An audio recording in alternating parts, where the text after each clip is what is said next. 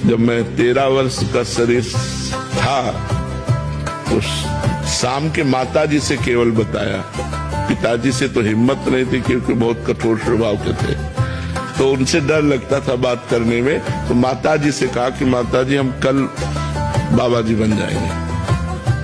बाबा जी बन जाएंगे। उन्होंने विनोद समझा और हमारी बात बन गई, क्योंकि उन्होंने विनोद समझा। अगर सीरियस समझती तो रो देती या कुछ हमको आदेश करती, और उन्होंने विनोद समझा तो ध्यान ही नहीं दिया। भगवान ने हमारी बात बना दी।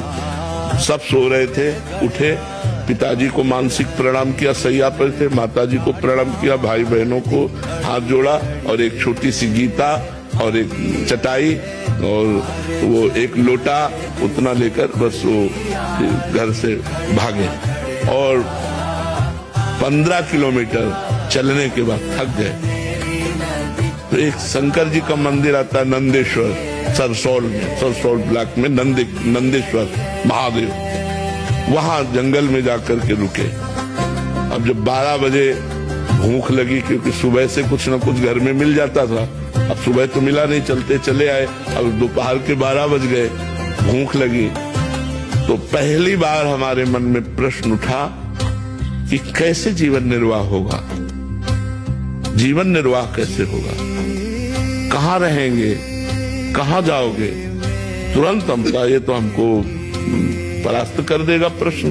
तुरंत उनका भगवान जैसे रखेंगे, हम भूखों मर जाएंगे लेकिन घर नहीं जाएंगे, हर कष्ट सहेंगे। इतने में एक आदमी आ गया।